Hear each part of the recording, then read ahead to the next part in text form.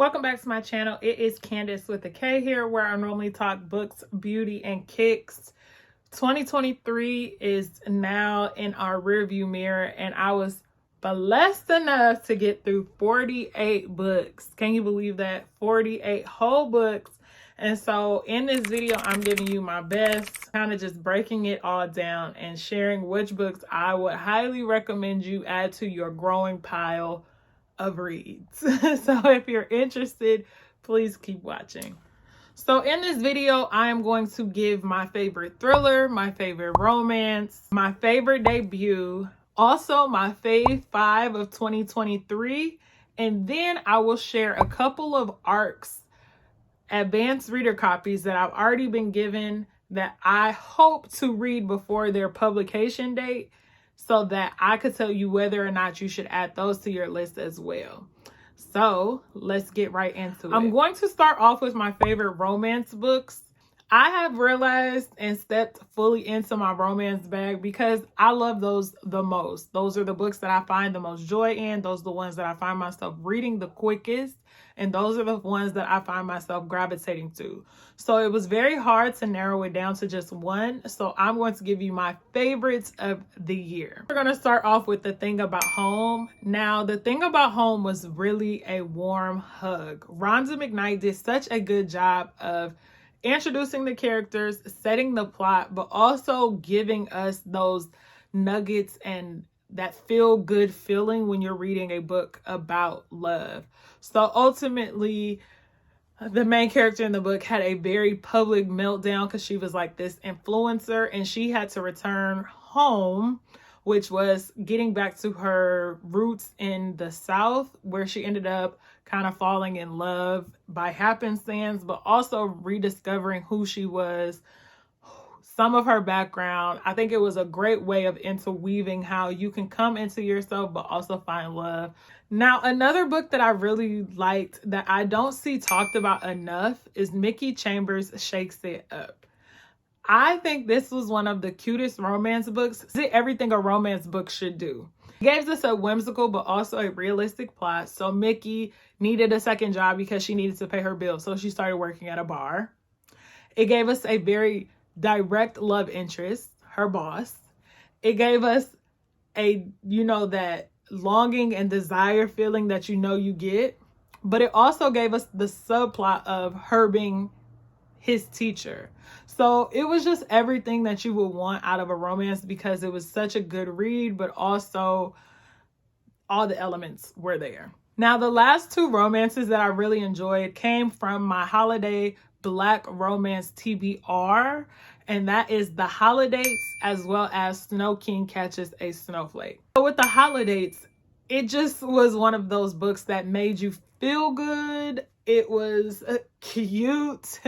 Holly was going on all these dates after having a public breakup, or a humiliating breakup rather, and she ends up falling in love with her neighbor and the guy that owns her local bar. And of course, there's a whole bunch of other stuff in between that, but it was such a feel-good piece, and I think it's because it highlights that dual admiration that people have in love that comes across in these romance novels. Snow King Catches a Snowflake. This was my first book by A.E. Valdez, and let me tell you, baby, I think I'm going to read her whole collection. I am obsessed with this book. I was thirsty to pick this book up whenever I put it back down.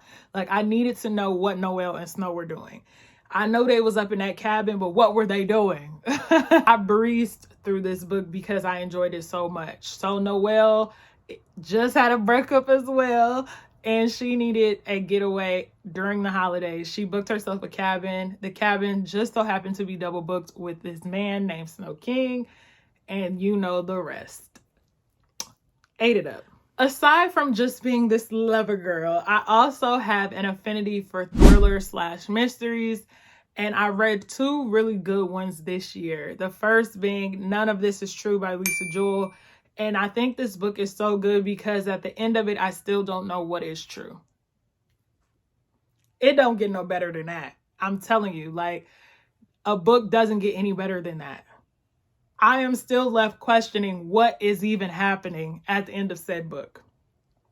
Now, I read the physical book, but I hear the audiobook is spectacular. So one of these days, I'm probably going to listen to the audiobook just so I can have that experience, because I hear it is great. In addition to None of This Is True as my favorite thriller, my favorite book, and also in my top 5, was Daisy Darker. Alice Finney has such a way of writing thriller and mystery that really leaves you on the edge of your seat. And I ate up Daisy Darker, and I think it was just so good because at the end of it all, it was just like, what did I just read? And I love that about a thriller and a mystery. So chef's kiss to those as well. My favorite debut, I have a couple. So one of those is Did You Hear About Kitty Carr? And I would recommend this to any reader who also enjoyed The Seven Husbands of Evelyn Hugo, because they are very similar and they kind of run in the same vein, although the plot is just slightly different. If you enjoy Seven Husbands, you will love Did You Hear About Kitty Carr? One thing I enjoyed about this book is that I kind of went into it with zero expectations. I have a tendency to not read what these books are about. I'm definitely a go by the cover, and if I know it's popular. And that's a terrible thing because I get into situations that I shouldn't be in.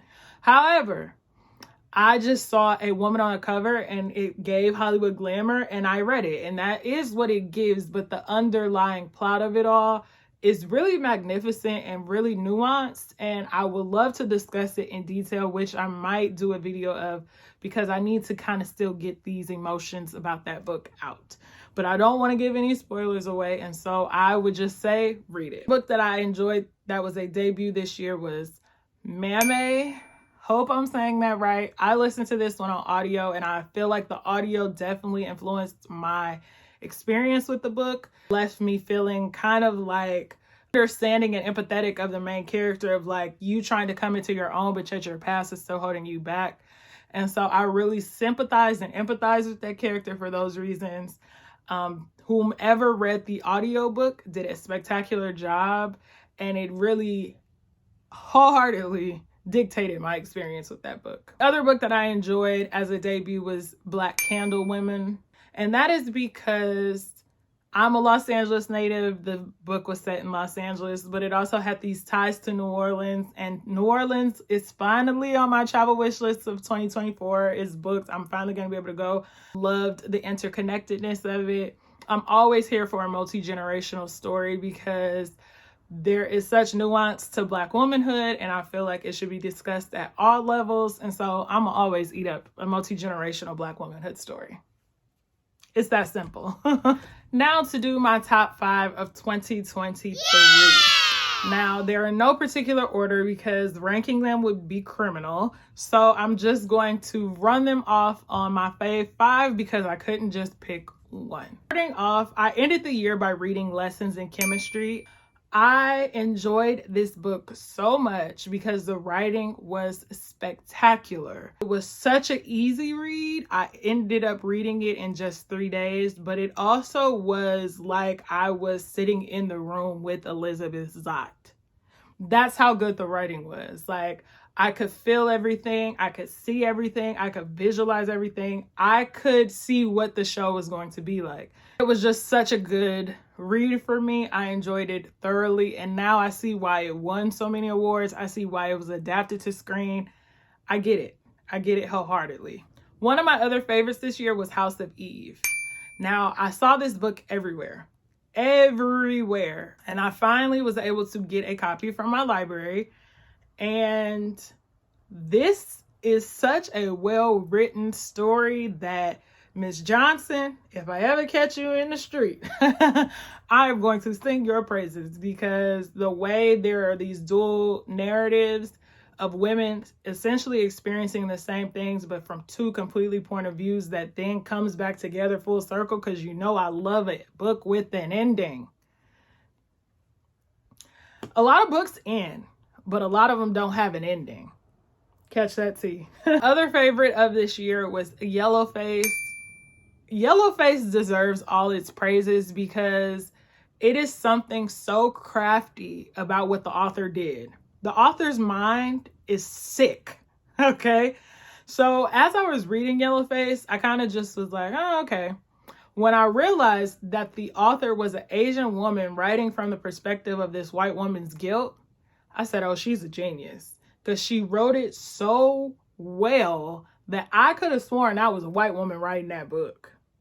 Now, I haven't read any of the other work from her. I know Babylon gets a lot of praise, but what she did with Yellowface, baby, you ate that up. You did your big one, because that is written spectacularly. Kudos. Romantic comedy is also on the list of my top 5. I am an SNL stan. And although it hasn't been as great as it used to be in its previous years, I still watch SNL faithfully.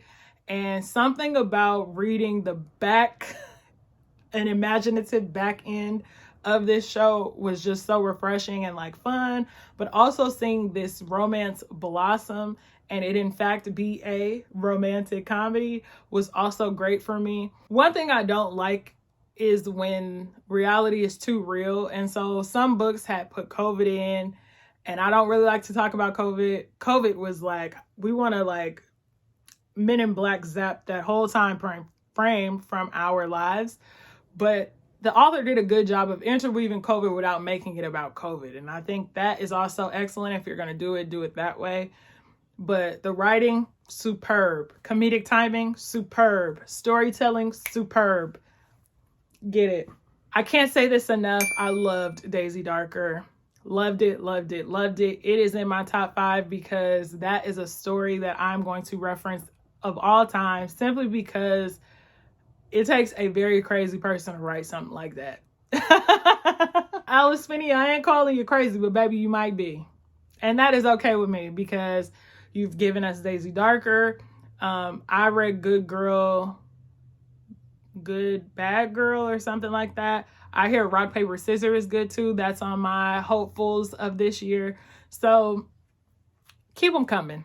Keep them coming. It would be unfair to add this to my top 5 because it is not officially out yet. So it will be in the top 5 in 2024. Like, I can't foresee it being knocked out. But in March of 2024, Kennedy Ryan is dropping the 2nd book in her Skyland series, which is It Could Be Us. This book is so good that I fear it's better than Before I Let Go. I am so serious. And I loved Before I Let Go. But I think Miss Kennedy topped herself. And baby, if that, I'll let y'all decide when it come out. March 2024. I've got a couple of ARCs, advanced reader copies, already sitting that are waiting for me to pop them open as we speak.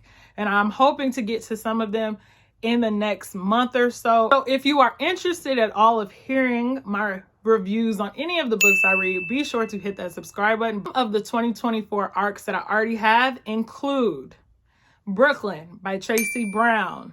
May she rest in peace. I was unable to read any of her previous works, so I'm going to dabble into that before I get to this one. But may her soul rest in peace, because I hear her pen game is strong. Where Sleeping Girls Lie. If you read Ace of Spades, and if you haven't, go read that, because Ace of Spades was so good. But if you read Ace of Spades, you already know that I'm waiting to see what Baby Girl produces here, because Ace of Spades was great. So I'm excited for this one. Also, I have The Partner Plot by Christina Forrest. A lot of people love The Neighbor Favor. I enjoyed it. It wasn't in my top because I had others. I did enjoy it. That was one of the books I read this year. So I'm excited to read The Partner Plot by her because, as I said, I'm a romance girly. And then I also have Pride and Joy. So I read The Melancholy of Summer earlier this year, and it was in my top at the first half of the year because I think it is such a great story. Plot-wise, story-wise, character-wise, I think it was all of that. So I'm excited to see what she produces as well. Like I said, this is Candace with a K, where I normally talk about books, beauty, and kicks. I am getting in my book bag this year, so literally. Be sure to hit that subscribe button because I'm going to be dropping TBR videos. I'm going to be doing my reading journal videos. I am going to be doing a lot more book reviews for individual books, because sometimes we really need to get into it with the spoilers. And so expect all of that in 2024.